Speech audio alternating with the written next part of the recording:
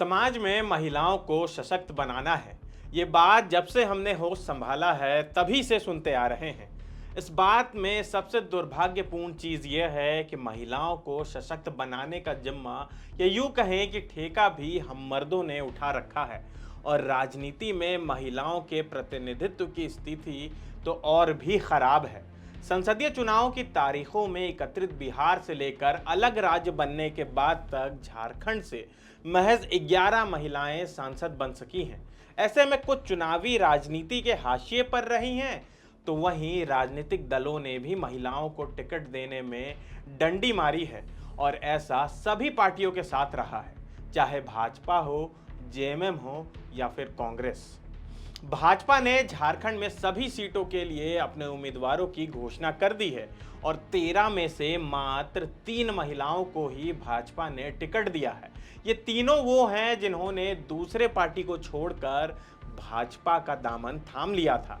पहली कोडरमा सांसद अन्नपूर्णा देवी, जिन्होंने 2019 के लोकसभा चुनाव से पहले आरजेडी को छोड़कर भाजपा में शामिल हो गई थी और इसी शर्त पर उन्हें भाजपा ने टिकट दिया था।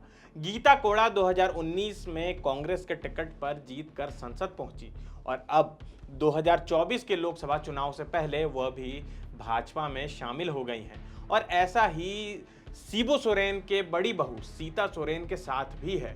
उन्होंने भी कई आरोपों के साथ जेएमएम को छोड़ा और भाजपा को अपना लिया। नतीजतन भाजपा ने दुमका से सुनील सोरेन का टिकट काटकर सीता सोरेन को अपना उम्मीदवार घोषित कर दिया है। यानी हर जगह मामला शर्त भरा ही रहा है। पार्टी में शामिल होने के बदले ही टिकट दिया गया है। कल कांग्रेस ने भी 3 सीटों पर अपने उम्मीदवारों की घोषणा की है, हजारीबाग, खूंटी और लोहरदगा।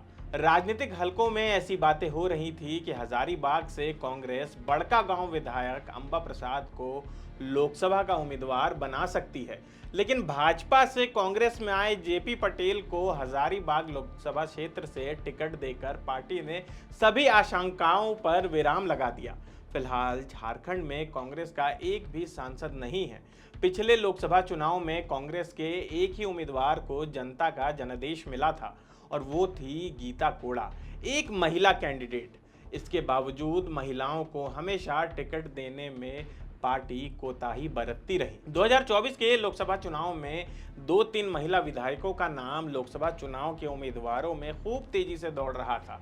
एक बड़का गांव विधायक अंबा प्रसाद का, दूसरा झरिया से कांग्रेस विधायक पूर्णिमा नीरज सिंह का और तीसरा महगामा विधायक दीपिका पांडे सिंह का। अंबा प्रसाद का नाम इस रेस से बाहर हो चुका है क्योंकि कांग्रेस ने हजारीबाग से जेपी पटेल को अपना उम्मीदवार बना दिया है। दूसरा धनबाद लोकसभा क्षेत्र से पूर्णिमा नीरज सिंह ने खुद ही अपने पांव पीछे खींच लिए हैं। ऐसी खबर थी कि पार्टी पूर्णिमा नीरज सिंह को धनबाद से अपना उम्मीदवार घोषित करना चाहती है, लेकिन पूर्णिमा नीरज सिंह ने चुनाव लड़ने से इनकार कर दिया। अब देखना है कि गोड्डा लोकसभा क्षेत्र से कांग्रेस दीपिका पांडे को अपना उम्मीदवार बनाती है या फिर नहीं, या उनका नाम भी काट दिया जाता है, क्योंकि झारखंड में दीपिका पांडे कांग्रेस के लिए बड़ा नाम है। दीपिका पांडे सिंह मीडिया हो या विधानसभा, उनकी सक्रियता राजनीतिक तौर पर नजर आती है। दीपिका पांडे सिंह ने अपनी राजनीतिक यात्रा भारतीय राष्ट्रीय कांग्रेस की यूथ विंग यूथ कांग्रेस के साथ झारखंड यूथ कांग्रेस के निर्वाचित महासचिव के रूप में शुरू किया था। बाद में उन्हें युवा कांग्रेस का राष्ट्रीय सचिव बना दिया गया। 2014 के लोकसभा चुनाव के बाद उन्हें कभी कांग्रेस का गढ़ रहा गोड्डा में कांग्रेस को मजबूत करने के काम के साथ गोड्डा जिला कांग्रेस कमेटी का जिला अध्यक्ष बना दिया गया था।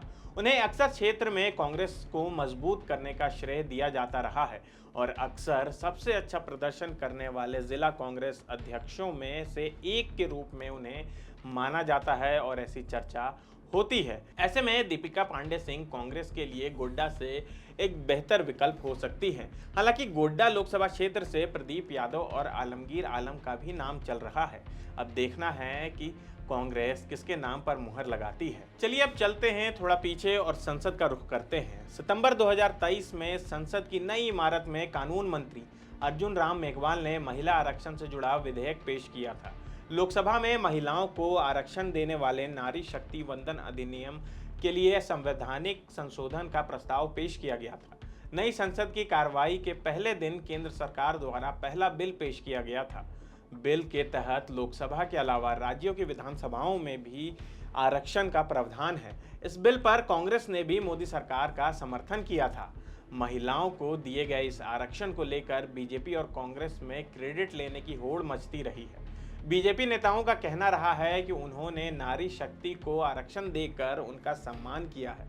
उधर कांग्रेस का दावा रहा है कि राजीव गांधी ने पंचायती राज में महिलाओं को आरक्षण देकर नारी को सशक्त बनाया। कांग्रेस के मुताबिक कांग्रेस हमेशा से महिला आरक्षण की पैरवी करती रही है, लेकिन जब हम झारखंड से संसद में महिलाओं की प्रतिनिधित्व की बात करें या विधानसभाओं में महिलाओं की संख्या की बात करें, सब हाशिए पर दिखाई पड़ता है। साल 2009 के आम चुनाव में झारखंड से कुल 249 उम्मीदवारों में महिलाओं की संख्या मात्र 14 थी। इनमें से सभी चुनाव हार गई थी। इस बार भी सभी राजनीतिक दलों में एक बात साफ तौर पर दिखाई पड़ रही है, वह महिला उम्मीदवारों को उतारने से परहेज कर रहे हैं। हालांकि अभी सभी पार्टियों की ओर से सभी सीटों के लिए उम्मीदवारों की घोषणा नहीं हुई है, लेकिन महिलाएं नहीं के बराबर नजर आ रही हैं। तो फिलहाल इस वीडियो में इतना ही। आप देखते रहिए द फोर्थ पिलर। मेरा नाम है आसिफ असरार। धन्यवाद।